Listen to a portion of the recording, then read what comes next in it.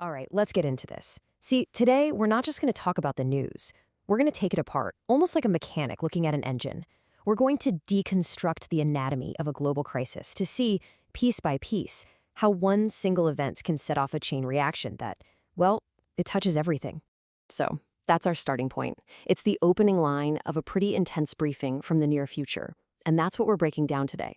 Our goal is to really deconstruct how this story is built and to show you how one flashpoint can send these massive shockwaves across the entire globe, from super high-level geopolitics all the way down to the money in your wallet.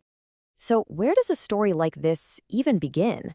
Well, this broadcast kicks off where a lot of them do, with a really high-stakes geopolitical crisis. This is the first move. You can think of it like a stone that's just been dropped into a perfectly calm pond. Now, the broadcast gives this a name: a dual blockade.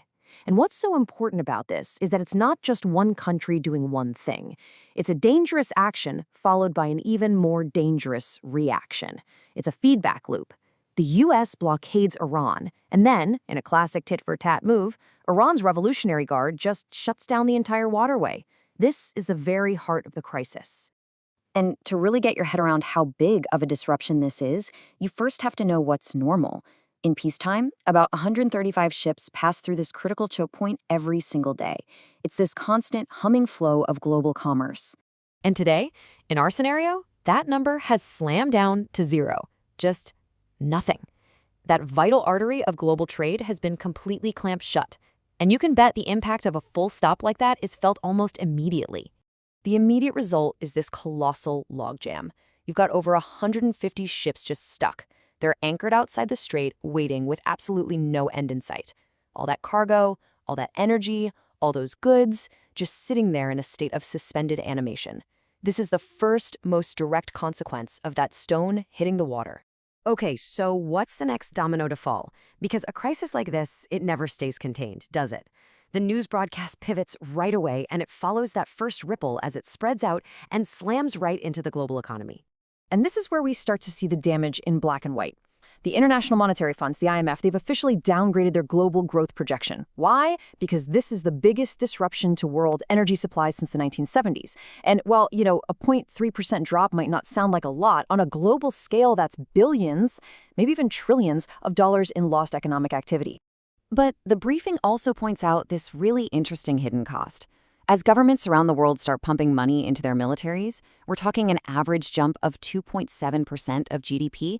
That money has to come from somewhere, right?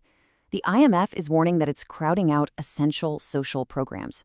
That means defense is now taking priority over things like healthcare, infrastructure, and education.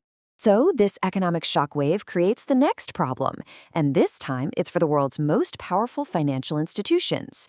It creates this absolutely brutal squeeze for central bankers, a situation the broadcast calls the central banker's dilemma. Remember that energy supply shock we just talked about? Well, now it's hitting you and me at the gas pump and in the grocery store. U.S. inflation has jumped to 3.3%, and that forces the Federal Reserve into a terrible spot. Do they raise interest rates to fight inflation, which could absolutely trigger a recession, or do they just hold steady and let prices keep spiraling up? There's no good answer. And just look at the scale of the trap they're in. Central banks have to make this impossible choice while the world is swimming in a record $315 trillion of debt. If they raise rates too high to fight inflation, they could trigger a massive cascade of defaults around the globe. It is an incredibly, incredibly narrow path to walk. But then, just as the broadcast is painting this pretty bleak picture of global stagnation, it introduces this totally surprising countercurrent. It turns out that amidst all the chaos, one sector isn't just surviving, it's absolutely booming. That sector is tech, and it's right in the middle of a new kind of arms race. They're calling this the agentic AI era. And this is a huge leap past just asking chatbots a question. We're now talking about companies racing to build entire fleets of AI agents that can think for themselves, reason, and work together on really complex tasks. It's a technological gold rush, and it's driving this historic surge in spending on infrastructure. And this is not just theory. The money pouring in is staggering. You have Tesla committing $25 billion. Meta is taking savings from layoffs and plowing it directly into AI hardware. But here's the twist the broadcast highlights. This whole digital revolution is smacking into a very real, very physical wall. There literally isn't enough electricity to power it all.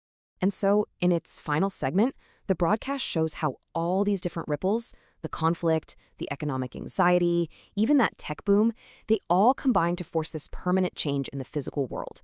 The very arteries of global trade are being rewired right before our eyes.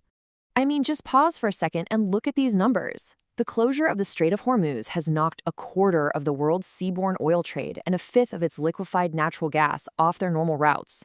That is just a staggering amount of energy that now has to find a new, longer, and much more expensive way to get to its destination. And all of that has led to this, what they're calling the Great Logistics Shift. The old way of doing things, that super efficient, just-in-time delivery model, it's dead. It's just too risky now. The new model is all about safety and resilience. It's about building up these expensive regional stockpiles or buffers to protect against the next inevitable shock. The broadcast really makes a point to emphasize this. This is not a temporary problem. The world is not going back to the way it was. Global commerce is being fundamentally rewired to prioritize being resilient, not just being cheap and efficient. And that shift is ultimately going to affect the price and the availability of pretty much everything we buy.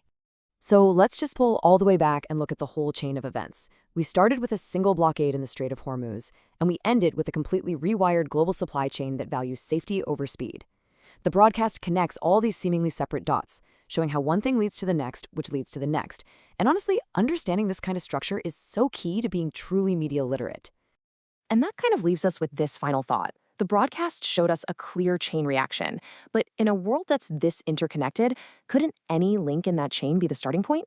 It's really a challenge to all of us when we're consuming news to look past this single headline and try to see the vast, complex, and frankly fascinating web of connections that really defines our world.